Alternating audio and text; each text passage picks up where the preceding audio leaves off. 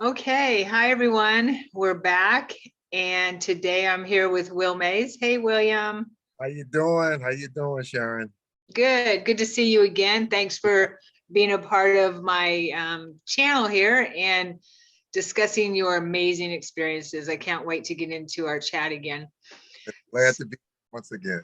Yeah. So to get started, why don't you share a little bit about your background and how you got to where you are now, a little bit, and then share what you would like to share today.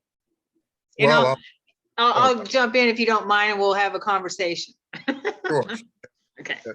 absolutely. I'll give a little short synopsis of the history and everything like that because I kind of got into a lot of detail about my history in the last video, and you may at some point, let the viewers know that you can guide them back to the first video between that we had.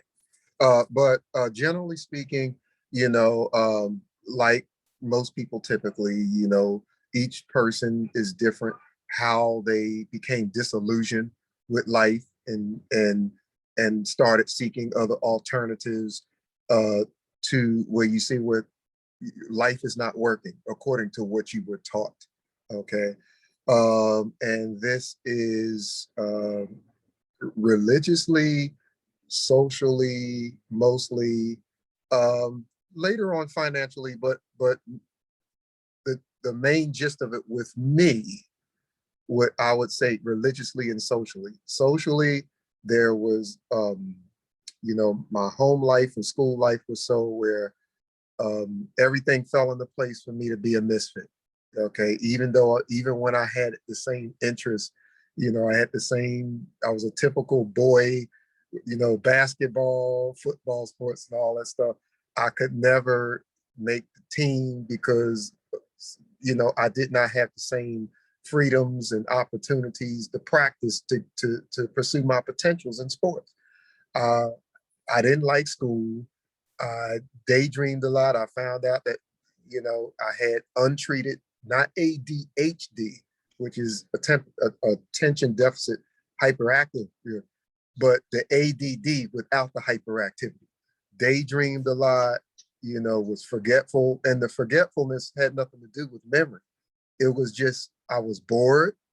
I found out that a lot of the stuff that we're about to talk about is a lot of things that made me tick besides sports and superhero comic books and stuff. Besides those type of entertainment things, I found out that later on I had a strong disposition towards metaphysics and holistic science and healing, but I didn't know it because I was raised up in a religion that only taught Christianity. Anything besides Christianity was considered the devil. And so I didn't even, it's funny how you can have a disposition for something and you don't even know it because you're not even exposed to it. Yeah. And then when you get exposed to it, your first mindset is the way you've been programmed. I was, for example, I was programmed thinking that meditation was of the devil. just basic meditation. And I laugh at that now. I mean, I laugh at it now because I'm a changed person and everything. But back then, no, it was serious, as you know, because of the programming. And so and being a misfit and not having opportunities, to develop my potential, and some of that not being able to develop my potential because, I had found out years later that my growing up in a single parent household that I had a toxic parent. I had a narcissistic personality disorder, not me, but I'm saying I'm finding out that that's who I was raised by, and went for years not realizing that that's who I was raised by, and that some things were considered covert narcissistic abuse, which when you combine that with, I find out years later that was some of the cause of the abuse from peers. Because if you're not developing the way other children are developing or whatever, it's already a thing where you have the usual divisions in peers when you're growing up. You know, you got your jocks, you got your nerds, you got your, you know, Yeah. and so one thing that will draw attention to your peer groups is when you're not developing in some type of way, the way they're developing. And right now we're talking about the social and development that was behind, that led to a lot of bullying, a lot of that stuff. And so skipping ahead, I got to my early 20s. I came, even though I came across certain things as the devil, uh, there was something inside that was attracting me when I started developing a mild anxiety problem, and start, like I said in the last video, going to these relaxation exercises. I barely heard of yoga, and then I started to um, listen to a minister, even though it was a Christian minister, that I enjoyed listening to, called Kenneth Copeland, and he talked about Christianity in a different way. He talked about just that, but he talked about sometimes everything is not about, you know, praying to God or praying to Jesus. Some things is about the, you know, God created laws for, just like the law of gravity, the law of us inhaling and exhaling air. So just to give one example, if you are um, you got cancer of the lungs, or you have a problem with your lungs from smoking, ain't nothing to pray about if you've been smoking. You know, find out laws on how the Lord can show you how to stop smoking. Okay, ain't nothing to pray to Jesus about. And this is coming from a Christian minister. So as I found this book about stress reduction, I started to learn on my own that there's certain laws that we're ignorant of, that I was ignorant of, and that I didn't need pills. I didn't need pills to get rid of anxiety. I did. There were natural laws that there were, and so then I began to be like, okay, well, some of this Bible stuff is a little bit true, because some of these things, what I saw missing in religious texts is they'll say something like, for example, the fruits of the Holy Spirit. Okay, let's say one of the fruits of the Holy Spirit is self-control. Okay, yes, they're correct. Self-control is one of the fruits of the Spirit, but they give no methodology on how to get to the self-control. In other Eastern teaching, spiritual teaching, they call it self-mastery.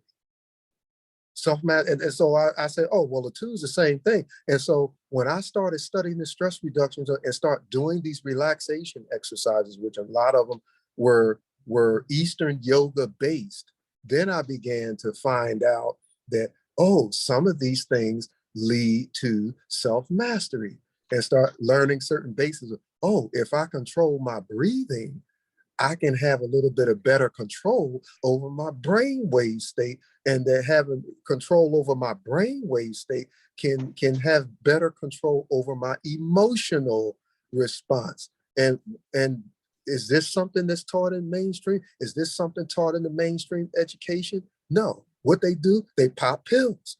Oh, he's hyperactive. Give him Ritalin. Give him this and that. And now education systems are starting to come around and start incorporating teaching. It's not mainstream, but because, as I told you before, I've got into the education field and actually started teaching children myself whenever I could, pulling kids out of the classroom, you know, working with kids with behavior problems, as I said, and start teaching some of the same children that I trained myself in attention and learning how to relax, if they were willing to try it, to control temper tantrum, to control anger and keep yourself from picking up a chair and wanting to throw it across the room. Yeah. You know, stuff like that. So that's what got the ball rolling. So I started with some progressive relaxation exercise that you use laying in the bed, and you do it at night before you go to sleep. And you were directed, this is still from the same book, John Mason, I don't even know whether it's in print, but this was in 1995, about 3-4 months before my 25th birthday, when I started feeling this anxiety and came across, and believe it or not, even though this was, you know, a white author, okay, this book I found in an African bookstore across the street from my high school alma mater. Okay. Nice. Yeah, called the Metu Netter shop or something like that it's called. And so they had a lot of Black spirituality stuff there, but at the time they had, you know, some white author stuff too. But some of the white author stuff, when you looked at it, it referred a lot to here's stuff from Hindu you could try, here's stuff from Buddhist you could try, and it had some Western things too. One of the European Western gentlemen that he offered and referred was a man named, I think I mentioned this in the last video, I think Benson, his last name was, I think it's Robert Benson. But the name of his book was called The Relaxation Response. Yes. Okay.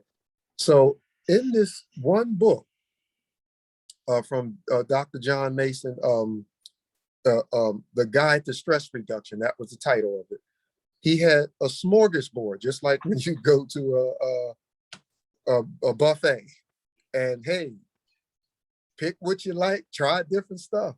And then he talked about, in another chapter, he talked about diet and talked about different things that you could do, different foods and supplements and vitamins that, you know, produce certain neurotransmitters in the brain to, you know, such as serotonin at certain times, dopamine at certain times, et cetera, et cetera. Endorphins, things like that. Yeah, certain things that produce melatonin at certain times, and which aids helping to calm the brain down. So I did a basic progressive relaxation exercise. You lie on the bed, and also used, I think that was from Robert Benson's recommendation, making a tape of yourself, and make a tape of yourself with the script that he wrote in the book and everything like that, and you play it back, and then as you're going to sleep, you're listening to your own voice. And at that time, this is the 90s, so cassettes was still the main thing. Yeah. So I listened to that and did that. And so skipping along, because what really tipped the scale, in addition to the history of what I just said, was going through stress on one of my early pre-kindergarten teacher jobs at that time. And it wasn't just me, it was just a whole bunch of drama going on at that time. And that's when I was like, I knew that was the tipping scale. And I said, well, if I don't do something about this anxiety, because I was, you know, you get to the point where that was the, I'm not going to say breaking point, but I took action as I was approaching a breaking point, because I wasn't having anxiety attacks per se, but it was feelings of being preoccupied with the future, being anxious and apprehensive about the future, lack of focus, the ADD that I had undiagnosed, that was beginning to heighten. So I was feeling scattered and just being harder and harder to focus. And that was the main thing. Sometimes feeling a little shaky when you heard something on the news, and feeling calmness just slipped from me. So I knew that, no, if I don't do something about it, you're going to be going to a shrink, and you will be taking pills or something. Yeah. So If I could share, when I was going through Yeah. my quickening and well, actually pretty much all my life until I woke up kind of thing, or knew or had my own tools, I had anxiety as well. And as an adult, well, as a child, I super, super shy and would never speak in school or anything like that. And so I was bullied as well, that type of thing. But as an adult, I was borderline agoraphobic. And that's what we talked about a little bit earlier, where alcohol and drugs was my tool at that time to be able to cope with my anxiety and society and people, that kind of thing. That's how I was able to get out. But with anxiety attacks, I was having them in during my quickening. And I used to think, I didn't even know what anxiety was before that, right? And so I used to think, oh, just take some deep breaths. If somebody's having anxiety, all they have to do is take some deep breaths and they'll be fine, until I started having anxiety attacks. Mm-hmm. And then I realized, okay, this is a lot more serious than just what I understand it to be, because I ended up in the hospital with them, thinking I was going to die. When you have an anxiety panic attack, you actually think you're going to die. And that's what I was dealing with too. And so I understand that and you feel that buildup, like you were saying, you feel that buildup where you kind of like a caged cat or something like that is what I was feeling. And then it gets to the point where you lose it.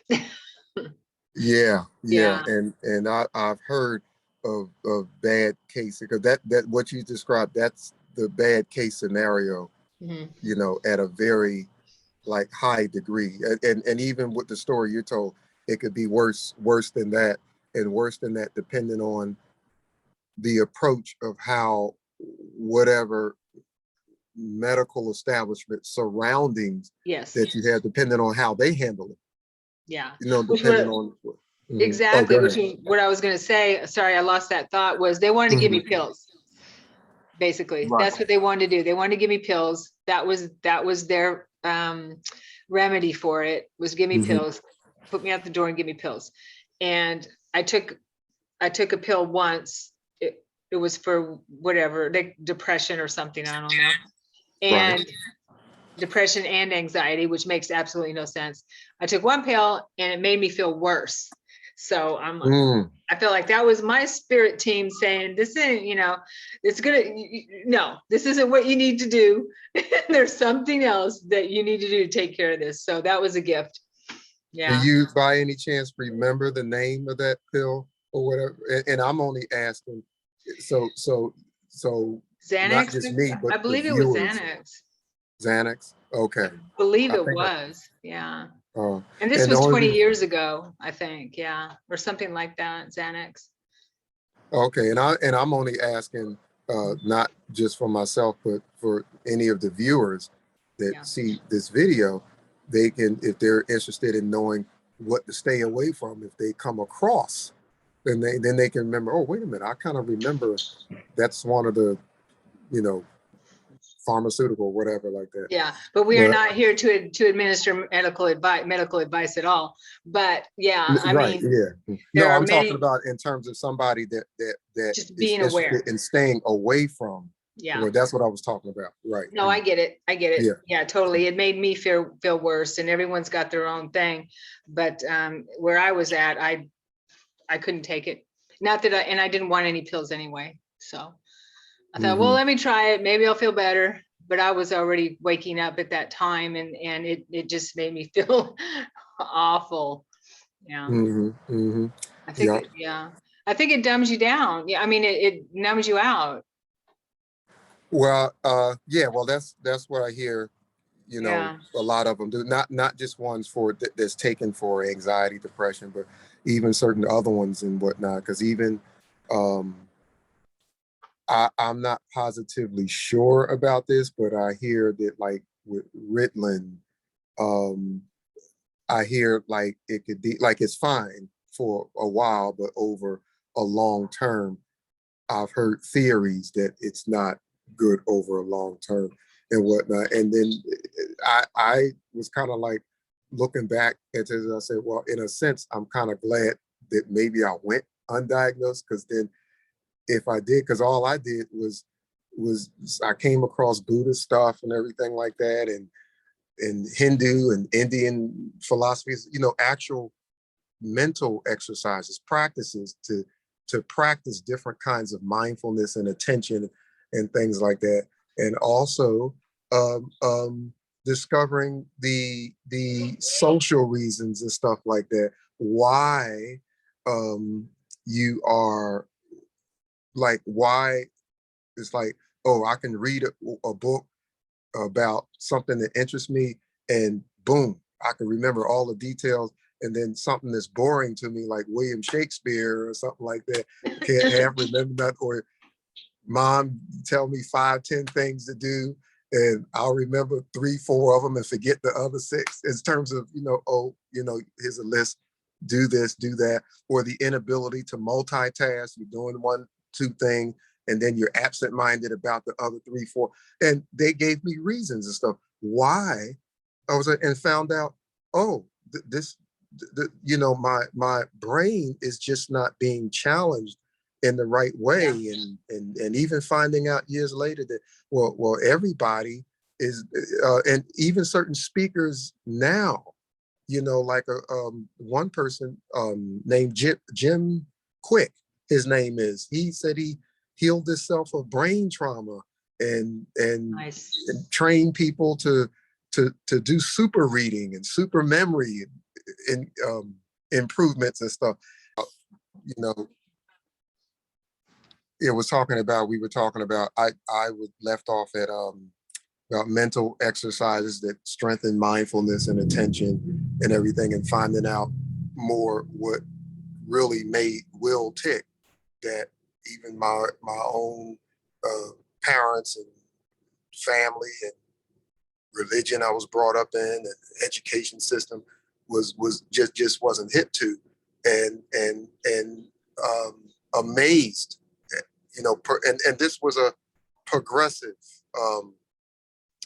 discovery and realization, because as I, I'm telling you the origin, but as I went along, I started having an interest in branching off and studying, because, okay, this is the thing. I started getting results, evidently from the relaxation exercise within, I don't remember, a couple of weeks, a month, even a few coworkers that noticed that, oh man, how you so calm and stuff, Mr. M, blah, blah, blah, blah. I don't remember what I said. I don't remember whether I said I was doing some relaxation exercises, or I don't remember what I said. All I know is those were comments from a few coworkers that I got. And then it was around the same time I went back to school to get some extra credits as a preschool kindergarten teacher that I was at the time. I used to be in the culinary arts sometimes 2-3 years ago, and I done it. That wasn't for me. And so I ended up, that's another story altogether. But I found out that I did have a knack for working with children. Okay.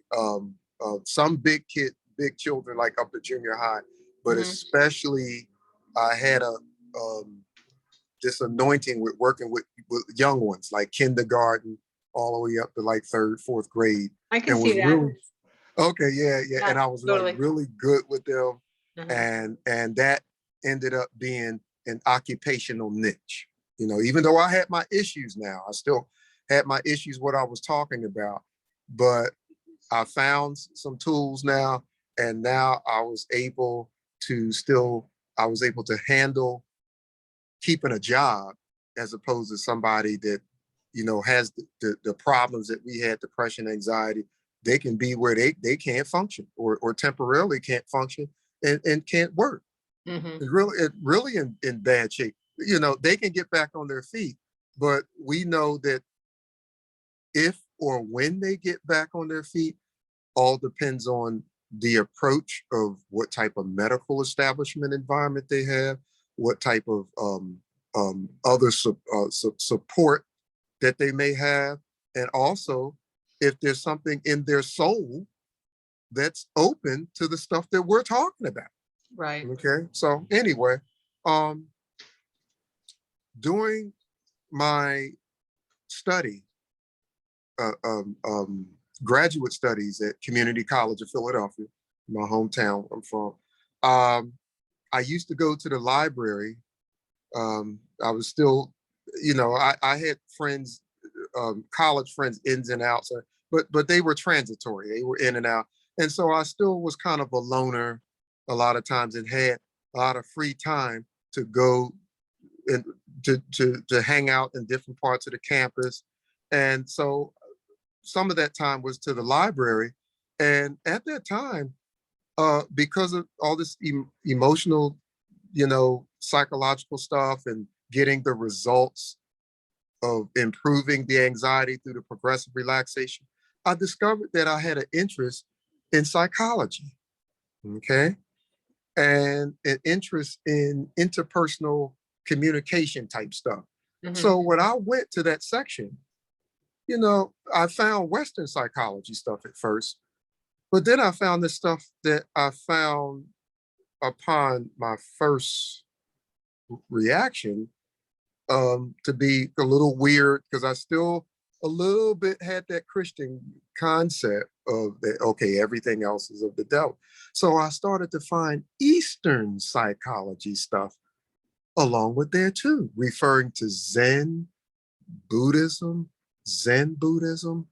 and Taoism, and one of the so finding books like that, and also some Hindu philosophy, Indian philosophy, psychology, and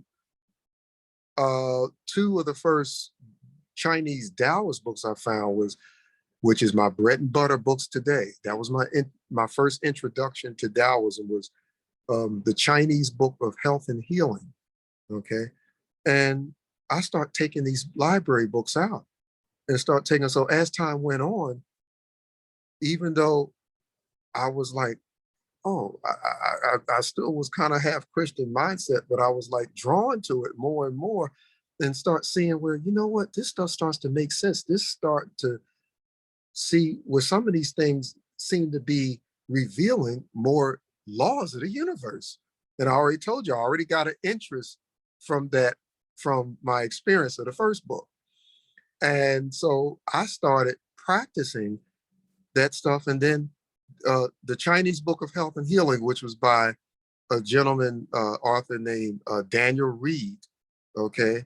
And Daniel Reed wasn't Chinese, he was a white author, but he studied under a lot of Chinese masters, and currently still living.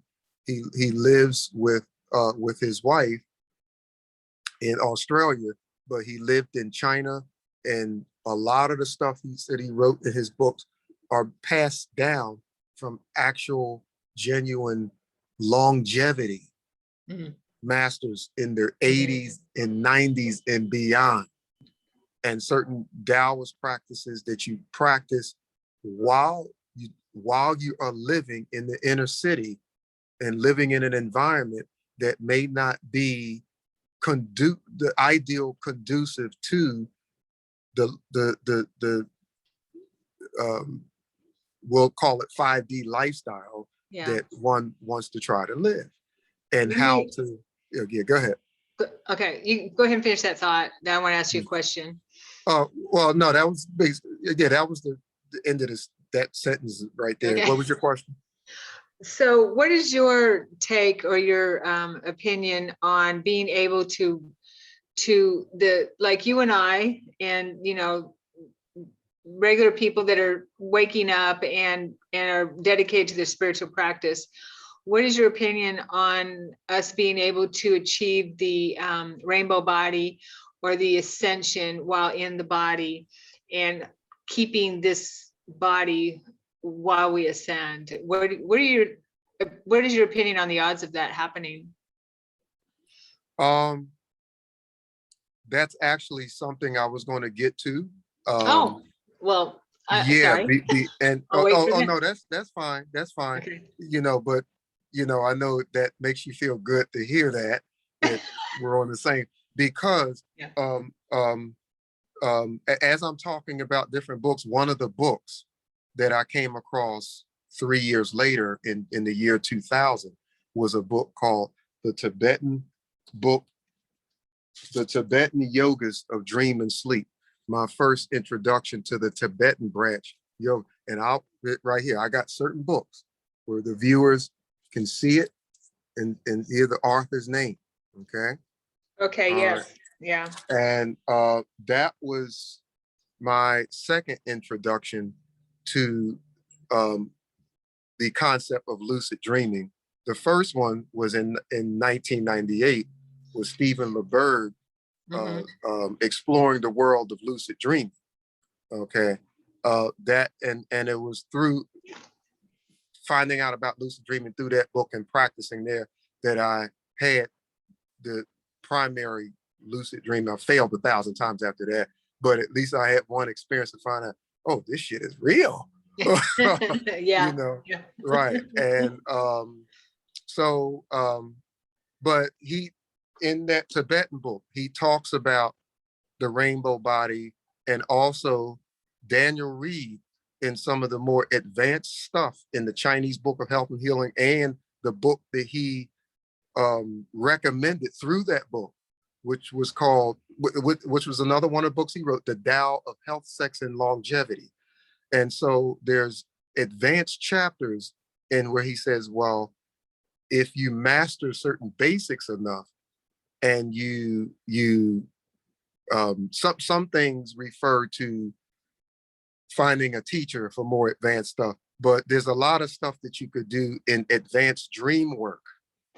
What it says, where if you become an advanced lucid dreamer enough, and you have your own universe where you can go to ancestors, deities, higher spiritual beings, that where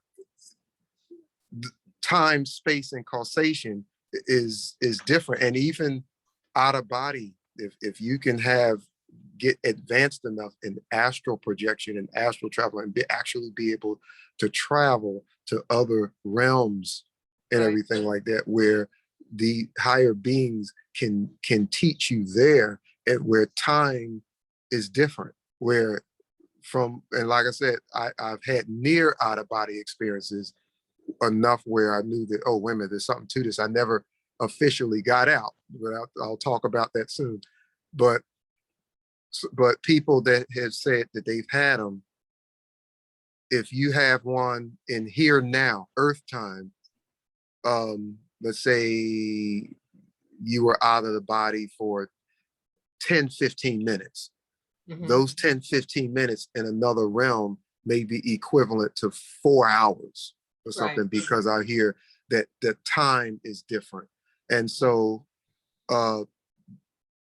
that's one way I hear of learning how to do those advanced practices in the dream state, in the astral realm state, and everything, and bring those, there's a such thing as bringing those results to the physical body.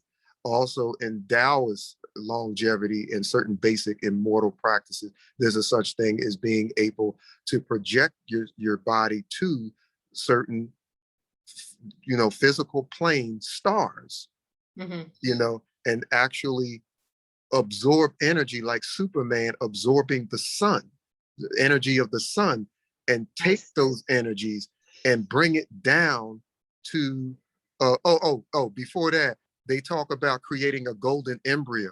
And what I'm not positively sure, because that's the other thing, I studied and did comparison studies on Tibetan Buddhist immortality practices and Taoist immortality and other ones, and it seemed like it's the same thing. Like you hear certain traditions, if you've heard the term Merkaba, if you've heard of that name, and it seemed like, and it seemed like it's the same thing, creating what science creates, a shuttle, a spaceship to go out in the outer space, and discovering that, oh, we have a beautiful inner technology, just like, nature has created our bodies and everything like that. This innate intelligence to have a super immune system to fight off anything, to do certain thing, whatever. And we have dormant DNA that the Western tech science calls junk DNA, that the indigenous philosophy says, oh, that is our powers being reactivated. Right. And when you bring that to the forefront and then do these powers, then it's like, oh, that's how we can have powers and being able to fly and defy gravity and have super strength and this and that and super healing powers, being able to cut ourselves and be able to heal in minutes where it might have took days in order to heal, and other different things. So yeah, go ahead. Merkaba, let's explain a little bit for the audience, for those who don't know what a Merkaba is, if you want to take that.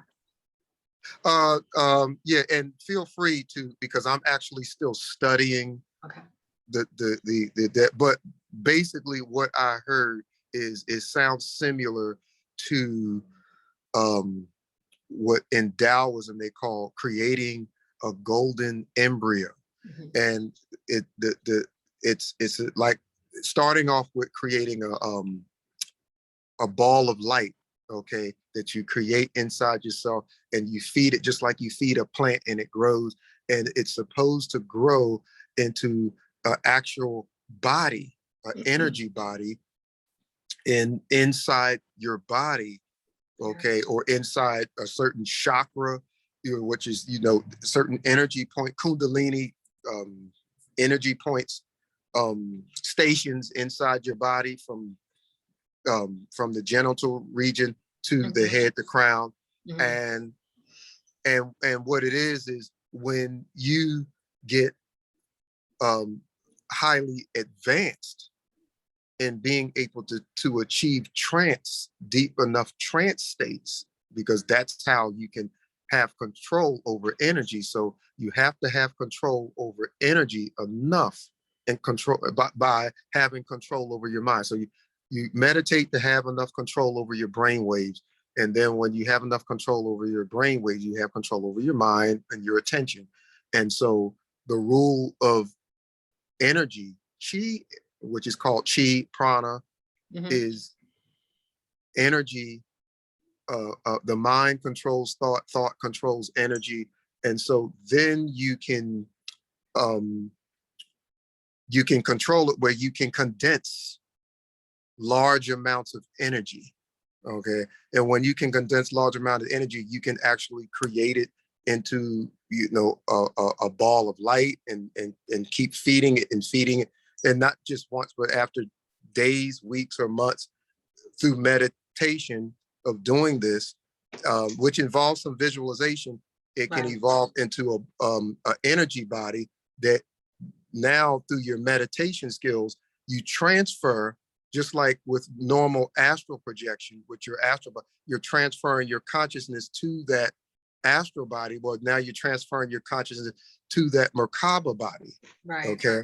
Yeah, that's kind of, it sounds a little more, quite a bit more involved in how I understand how you can build a Merkaba, and the way you're describing is a lot more involved. But so what I've learned is just imagining, and you have to use your visualization, and a pyramid above you, and then an upside down pyramid below you, and then spinning them in opposite directions.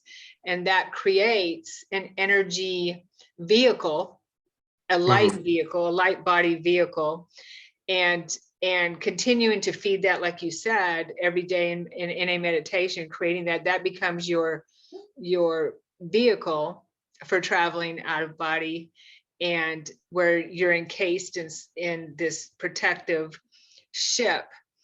My sister actually has a photo of a Merkaba ship at the Anxiety Ranch, with, you can see a being inside it, and it's amazing. But it's just that same type of, only a little bit flattened, more out type of vehicle that someone was using to travel, in that area. So yeah, so that's one way of building your Merkaba, is just keep feeding it energy, like you said, feeding it light, and from your chakras is a good way to do it. So that's more involved, which makes a lot of sense too. Definitely. Right. Because like I said, I'm actually still learning and exploring different speakers and stuff on that. But I do um, um, have a general idea of it. And when I put all these teachings together, the idea is that we're not confined to this spiritual, to this physical body. And we're not even confined to the astral body, because here the Merkaba body is actually a body that if it's developed enough, that can, and this is where the rainbow body thing comes in at, where you said, where you're able to go in your Merkaba body and hearing that certain advanced masters were able to have conscious death, okay, where you didn't die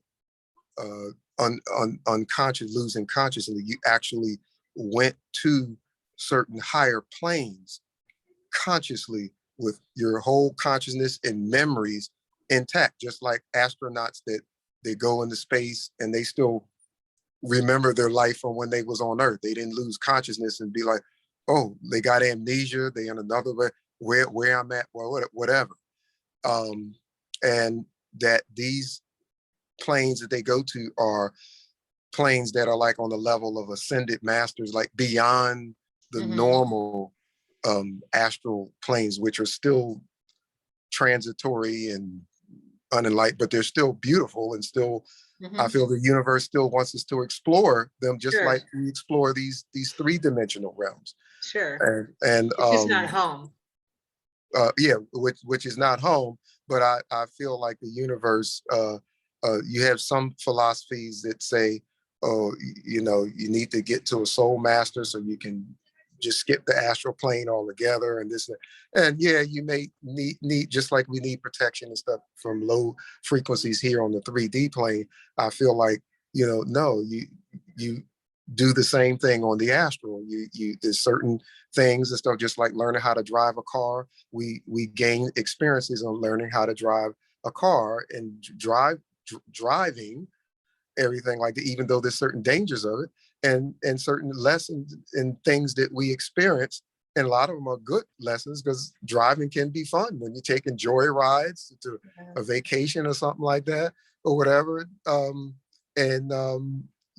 That adds to our evolution. So I feel like, can I interject here for a second, Will?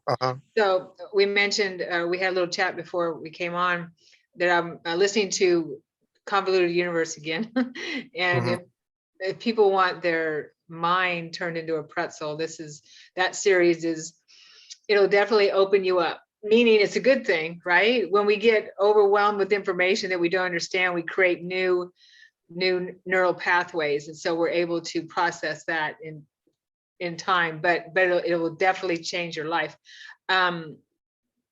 So the conversation was, now Dolores Cannon is a hypnotist, and so she got a bunch of information from extraterrestrials and masters through her clients, and she just happened upon it, or they just started coming because they trusted her to write these books about it.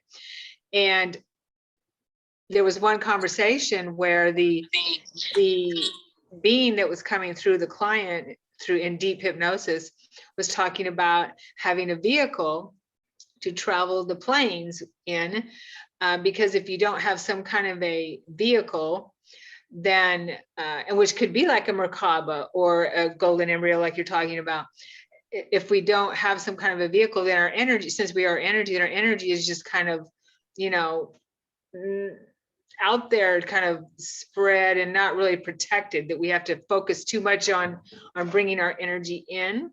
And so if we have some kind of an encasement, like a Merkaba or some kind of a ship or something like that, then that's how the best way to travel and have focused travel.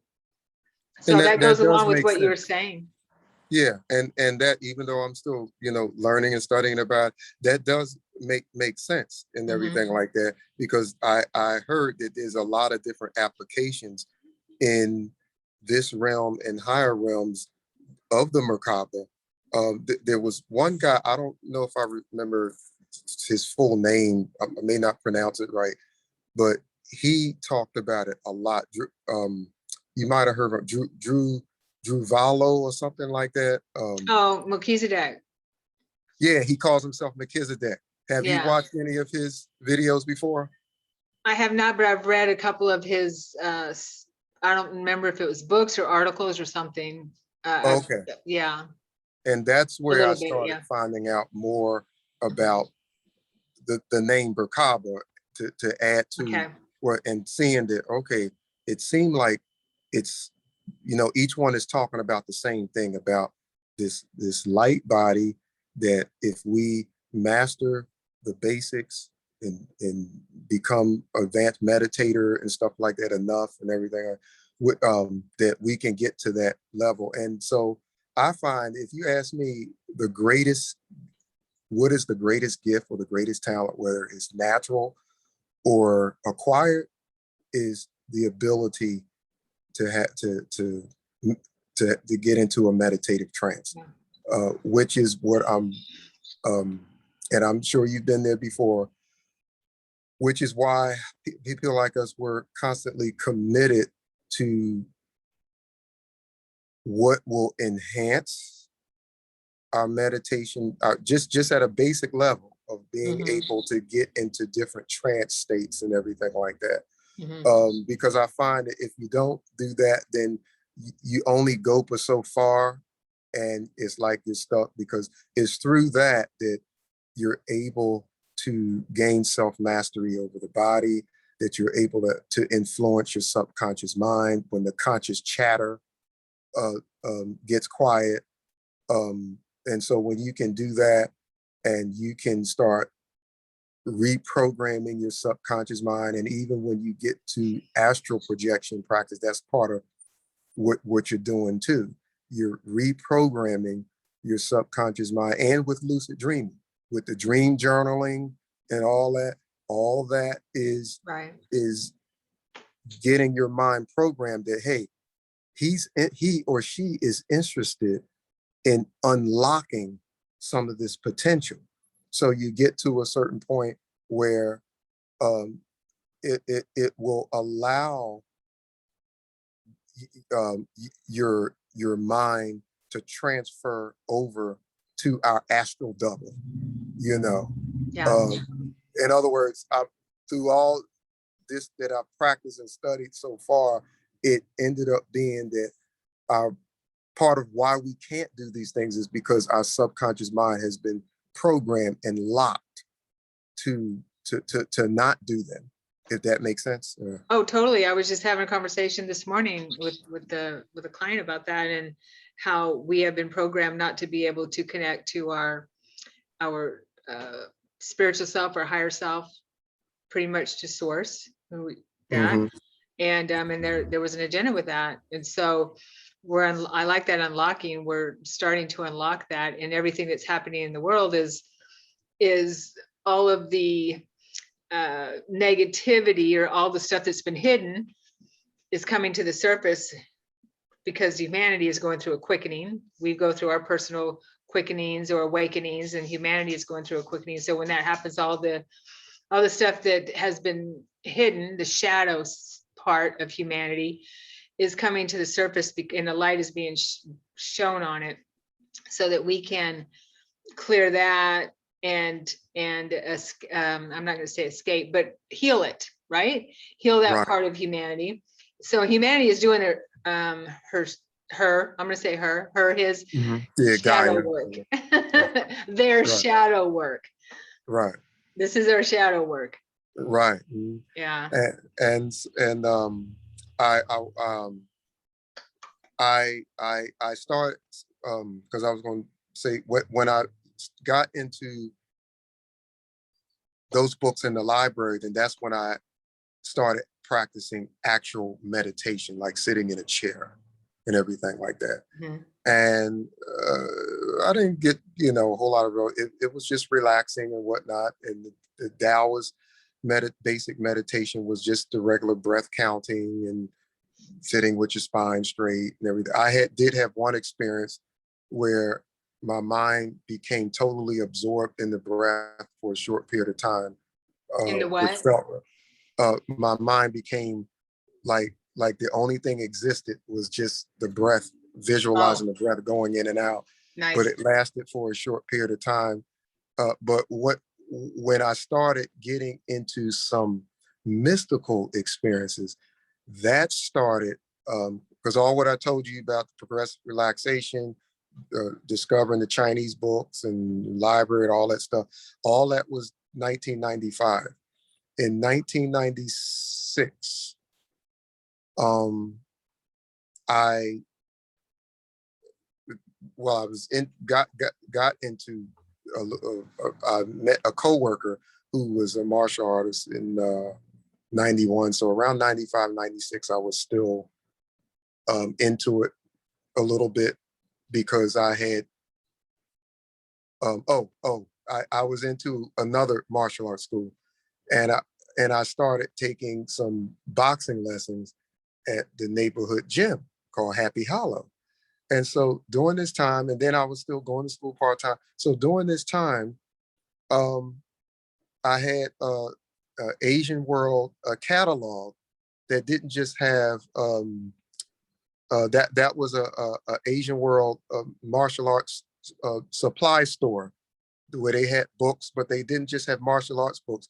They had philosophy books. So this one book got my attention called Zen Training Methods and Philosophy. Um, um, um, Learn how to access higher levels of consciousness with the such and such and such. And I said, well, maybe that will enhance the meditation, what I'm doing. And so sure enough, I went to Asian World and I got the book. And this is for the viewers, I got pages and stuff in it, but 1996, this is the Zen book. training. Yeah, Methods and Philosophy by Katsuki Sakita.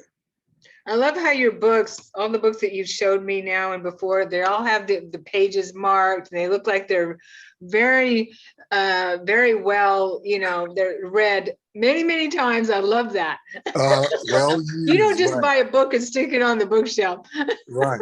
And even though I do have books that I just stick on the shelf, though that's only because, like I said, we don't have time to be full-time mystery school students. Yeah, we And so don't. any You're ones right. that you see like that, that's because they're my bread and butter.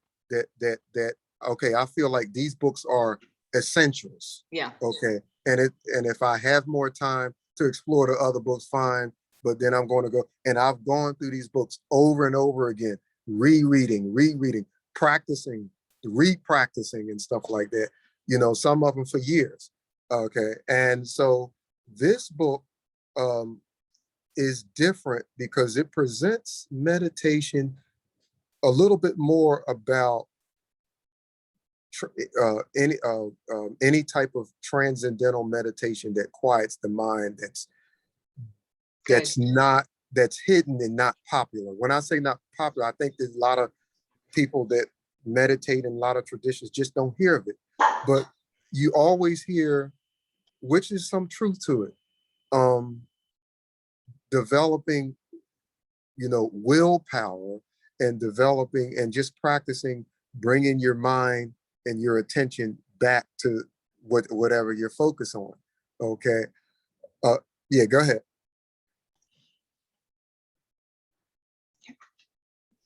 Okay, so I basically discovered that what it says is you learn how to control the mind by a switch in the body. It doesn't happen instantly, but it happens by sitting in a special posture that involves a certain way you push the abdomen forward and everything, and then certain types of breathing where you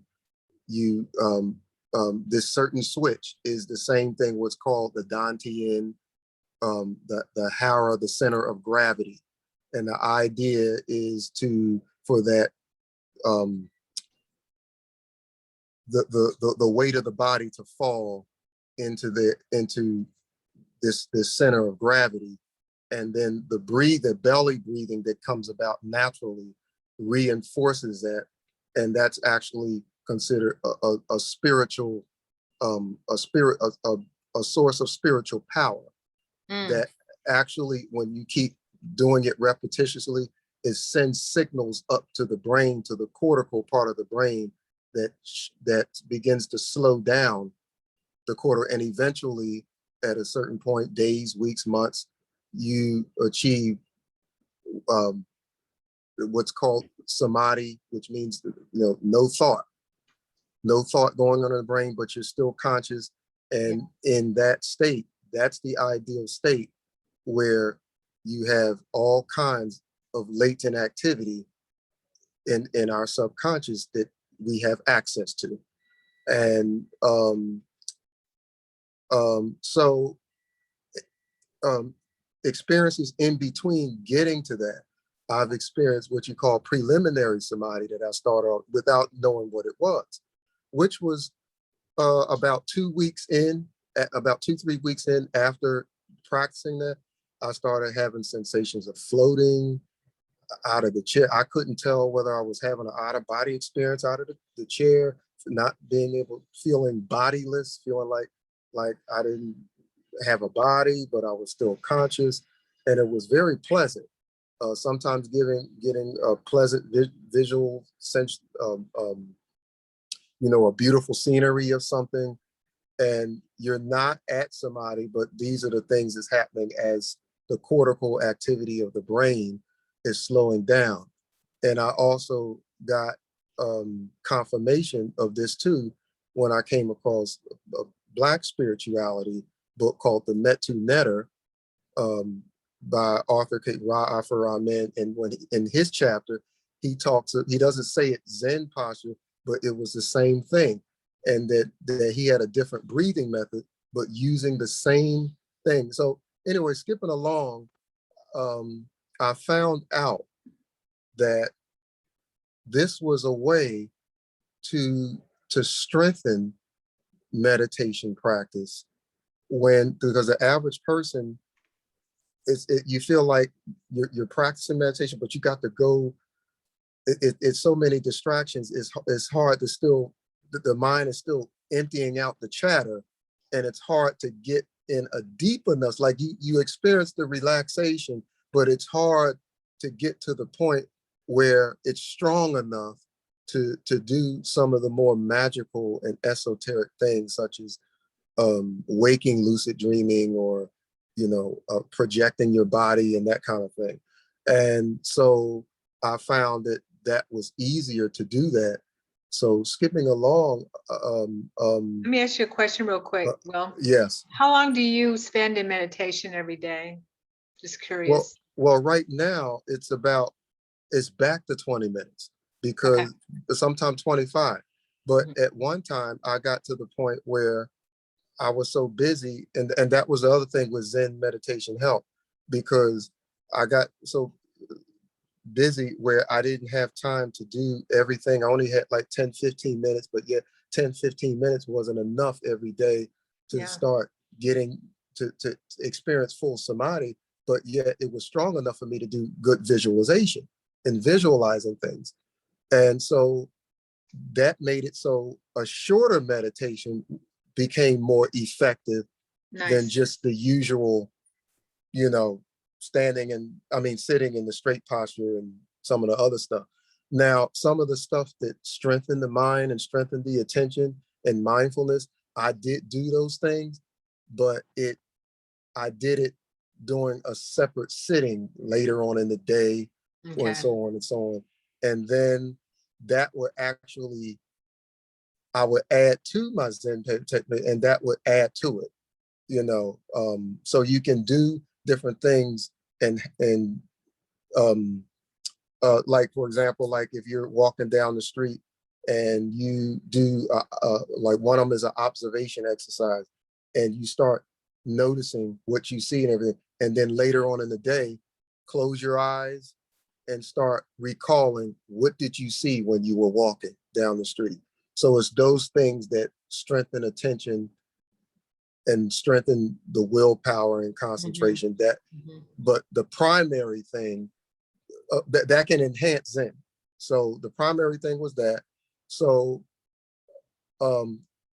sometime after that, I came across Stephen LeBerg's Lucid Dreaming book.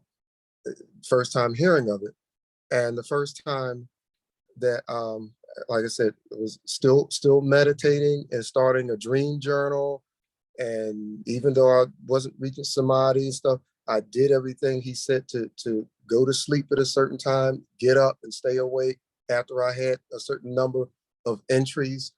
And I had my first experience of lucid dreaming where it wasn't waking lucid dreaming. It was the one where you lose consciousness and still fall asleep. And then I woke up in my high school gym and I said, wait a minute, I suspected I was dreaming. And I used that thing, what he said, well, you can question your reality by asking yourself to fly or float. So I did that. And sure enough, I started floating, and it was, you know how you look out a car window and it's raining and you see just a little bit of fog, but it's still three-dimensional. That's how the scene looked. And I was like Peter Pan. As soon as I thought float, I would float towards the bleachers and everything. I did it a couple times. And then as the last time I went to the top of the bleachers, the whole scene started spinning like I was on psychedelics. And I was coming out of the dream, and then next thing I know, the dream dissipated and my eyes were still closed, but I saw the wall in my bedroom spinning. Okay. And eventually the spinning stopped. And then that's when I started having a sense of awareness of my body back in lying in the bed and came back. So then I tried many different times and failed after that. But and then I must say too, there's something that happened before I discovered lucid dreaming. I came down with hypoglycemic in 1997, because the lucid dream thing that was in 1998. So in 1997, I had that. As I was recovering, I started having what's commonly known as sleep paralysis as I was recovering, trying to go back to sleep. I also had these like neon vibrations and neon lights, and the vibration, it was every time I was still trying to go to sleep, it was sounding like, and it was getting louder and louder as I was staying still. And I would get up and everything. And so I got up and I, after it happened so many times, I talked to my mom about it, and she was saying what old folks used to say. And so, oh, that's I had that before too. The old folks used to say, that's the devil riding your back. That's the devil. I was going to say that. Oh, that's the devil. The devil trying to get in. Yeah, devil trying to ride your back and stuff. And so it was a little bit scary then, because I didn't know what it was. So skipping along, it wasn't until I went to the lucid dreaming book, when the Stephen LeBerg, when I went to his book, that's when I found out about sleep paralysis, and given that was actually a normal thing. And if I had known what I knew then, I could have tried to induce an out-of-body experience or a lucid dream then. You know, I could have used that to my advantage. Right. And what's so, really unfortunate, if I can interrupt you for just a second, what's really unfortunate is that people, I don't know if it's on purpose or just because we're programmed, obviously, to understand sleep paralysis. There's even people have gone to doctors for it, and they're given medication to stop it. And they've made scary movies about it. They've written, they meaning society, has created art that shows that it's evil and it's the devil that's, keeping you paralyzed and things like that. And even horror movies. I think there's even a horror movie called Sleep Paralysis, or something like that, where it's just so much bad information about what sleep paralysis really is. And it's just like you said, it's just a natural state that we have. So we don't get up and act out our dreams. Right, right. You know, and this is what he said too. And I also, I got, since I have it here, Oh yeah, there you Exploring the go. World of Lucid Dreaming. I have One it of in my paper. first books too. Okay. Yeah, just to Mhm. show the people. And I got it in plastic because of the pages and stuff again, whatnot. Uh, and then I also experimented with a former chiropractor, retired chiropractor, but he was also a Swami yogi called John Mumford, Dr. John Mumford. He wrote a book called the Kundalini Workbook, and I used it mostly as an extra relaxation called Shavasana or whatever like that, yogi sleep. But he also had a spinning technique of out of body, uh, to practice out of body. So I tried it once, which involved being on a flat surface. I used the living room floor, and I Mhm. stayed on the living room floor. And at that time, I also started getting into William Bowman's Adventures Out of the Body. Okay, and it was during that time where a lot of my experimentations was going on in the living room, at night, either on the Mhm. couch or flat on the living room floor. So this Mhm. particular technique, I did not get out, but I did have the experience where I could not tell the difference whether I was imagining that I was spinning or the whether my body was really spinning, my actual physical body was really spinning around the living room, or and another thing I can say is that the floor, it felt like a part of the floor turned into a turntable, and Nice. and felt like it was spinning. That just how real it felt. Yeah. And so I love I don't, using astral yeah. movements that create your body, that exercises that create movement, because that's what helps me too. I jump up and down. I act like Mhm. I'm swimming. Spinning is a real good one that I use when I'm out to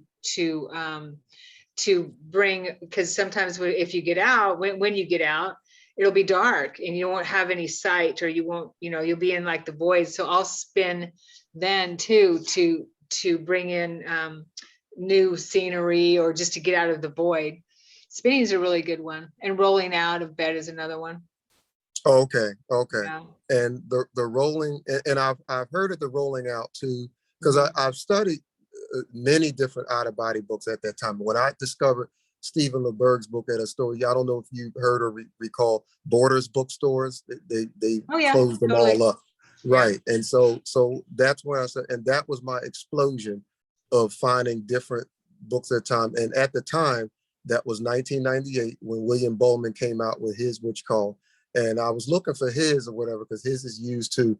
But uh, besides the two experiences that I said right now in the video, William Bowman was the one who I practiced most heavily in on the couch. Uh-huh. And I'll just say that some of my experiences were similar to, except this time I wasn't like afraid of it. The sleep paralysis I got, and Yeah. so, and I never got out, but like I said, at least I was having signs that something was happening. I remember William Bowman saying that you can go for months of practicing, and he said he didn't believe in this stuff at first, if you recall him saying that in the book. And Yep. it wasn't until he gave up that finally that's when he got out. Soon as he gave, do you recall reading that? Oh yeah. Yeah. Yeah, yeah. It wasn't until, I've read what that book this, about three, 4 times, and I right, actually took right. a week-long program with him at the Monroe Institute and his online class, just to, just because he's just such a master, and you get so much out of it. And plus you're in that realm where you're immersed in it. And so it helps with your practice, I find. Right, Yeah. and I'll just say this one last thing about William Bowman. My practice. One time I practiced, and um, I think I might have mentioned this in your seminar.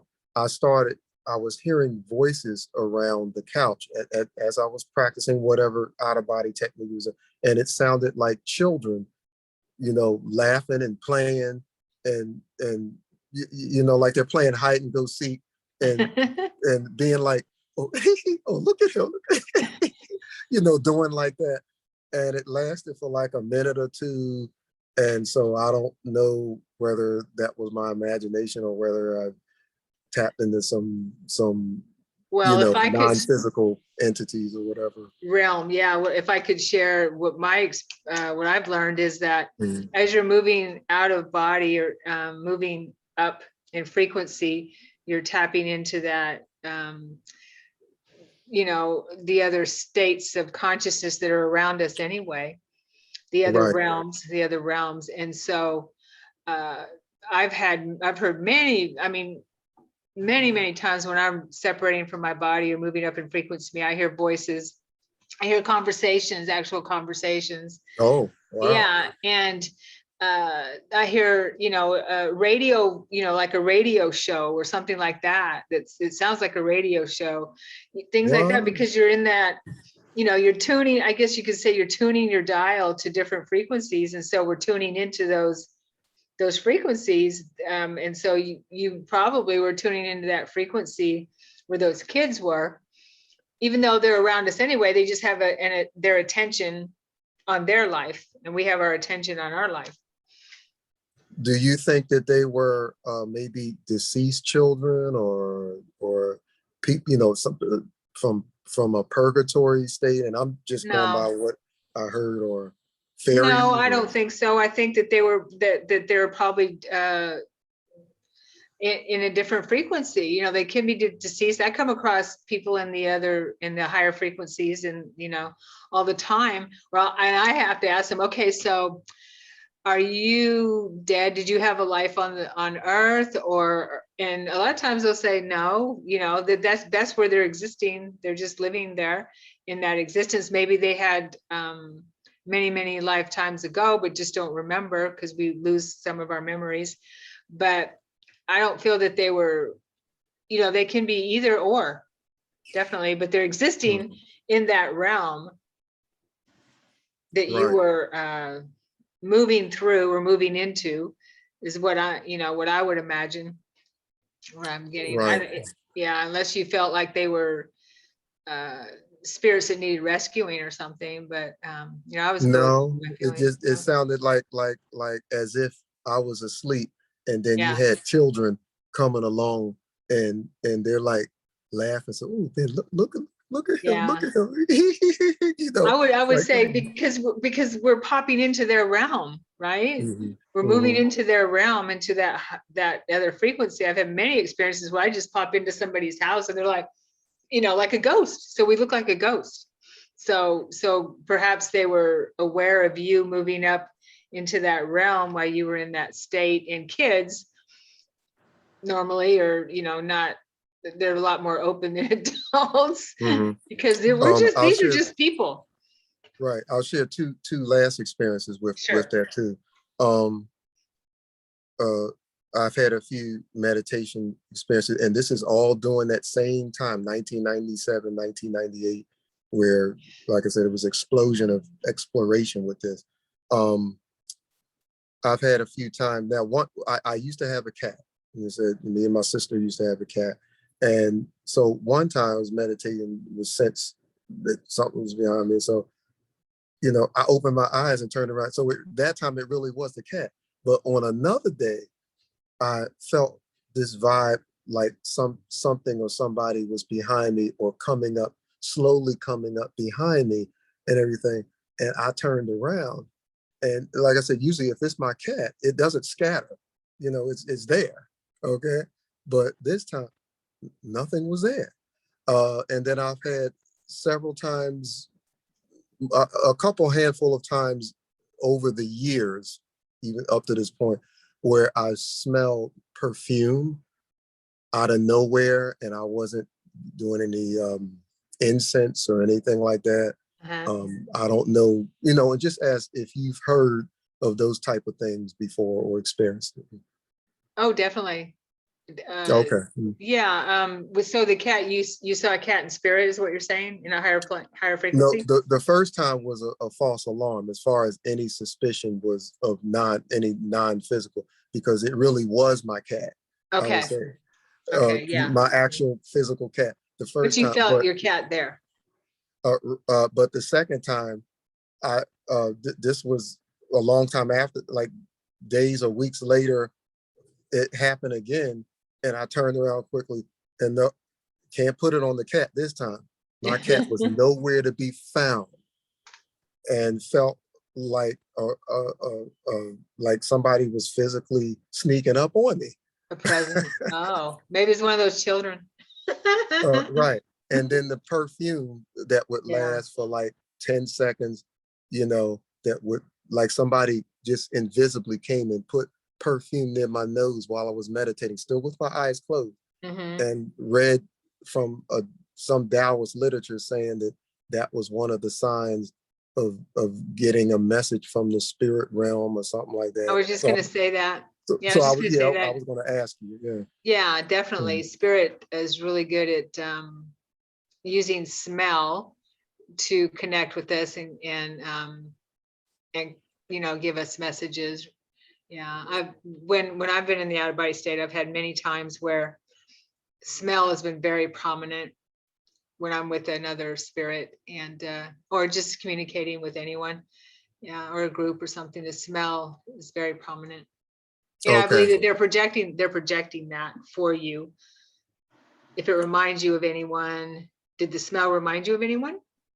No, it just felt like as if I was smelling, like when you go to the department store and somebody's giving you a sample of a new perfume or Oh, cologne. okay.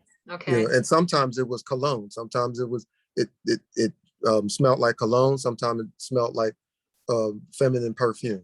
Uh-huh. You but Is your grandmother alive? Is she on the other side? Your grandmother? she's on the other side since 2011. Did she wear perfume? No, no, no. Okay. I would know. I know what you're talking about. Certain familiar scents or smells Uh-huh. of a person. It could be of the person. It could be of the room that they were in when they were living, or an object that they had a certain familiar scent. So Right. so I have good memory of nostalgic scents and Right. smell Yeah. and things. So So so you I don't knew know for sure that it wasn't that. you don't know anyone in your spirit or your family that was wearing perfume when they were in the body. No, not to my knowledge. Mm, Okay. mm. Which is Yeah. which is why I kind of ruled that out, because I heard that before, that some, if it's a familiar smell, that could have been, Right. see if it was related to somebody that's deceased in your family, It, or even if a close friend. right. It could be, well, someone that's in your spirit group. Yeah. Could also be a guide or someone that gave you that smell so that you can recognize it later if they come with that smell again, Mm. as that experience that you had at that time, and where you'll have that familiar and positive experience. It could be someone, a helper or a guide or someone for you too. Who knows? Yeah, and and Yeah. and the thing is that I don't go past that.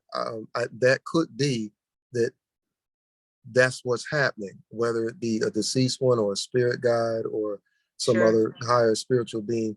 But this goes back to, and I'll kind of make this the last key point because I know you have to leave pretty soon, um, about what I was saying about the difficulties with so much this distraction is keeping you from the ideal levels of meditation, where trance states and these type of things we're talking about becoming more commonplace, rather Yeah. than it being split up in over months or several years at a time, and finding ways to up to this present moment, enhancing our meditation skills and focusing skills, so Right. these things can become more commonplace, so we can now be able to get to these advanced work towards these advanced stuff, like what you was asking about, with the rainbow body because our trance skills are strong enough, because our visualization is strong enough,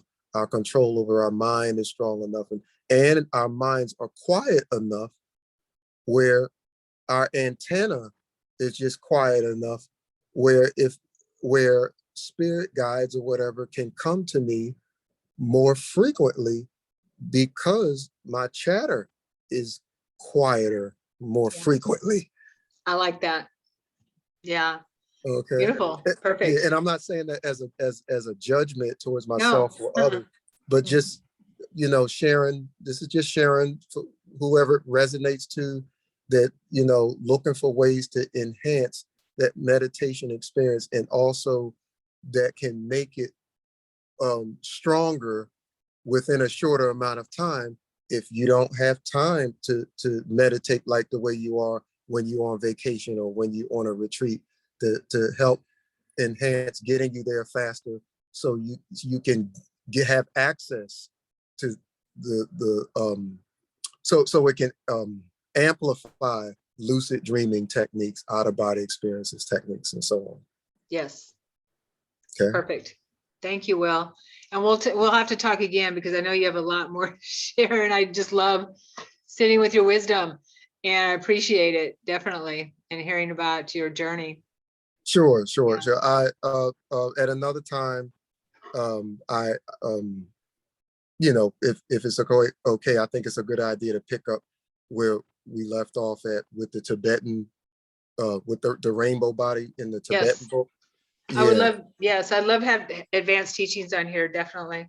yeah, because that was in 2000, and then I can go from 2000 on up to, you know, further. Okay, Perfect. but I'm Okay. glad to share some more experiences once again. Well, thank you for being here. Yeah. And thank you everyone for watching. We hope that you enjoyed our conversation and learned. And I know I got lots of studies here because I don't have any of these books that you mentioned. So I've got a lot of studies ahead of me. Thank you so much. Yeah, one more, since this is the other book from Daniel Reed, Okay. Balance, Health, Sex, and Longevity. Very much recommended for, you know, different breathing exercises to add to your repertoire, and Qigong, learning how to do Taoist sitting energy meditation. If people want to experiment with that to see how that works with what they're doing for the body. So Awesome. Thank you so all much. right. We definitely need it, don't we? Yep, definitely. We need it. Okay. So I'm about time for you to roll, right? Pardon me? I said it's time for you to roll, right? Yes, yes. Go. I got to get going. Thank you, everyone. All right. And Thank I'll, you. thank you, Will. We'll see you again soon. All right. All right. Have a great day and a great week. You too. Bye-bye. Bye.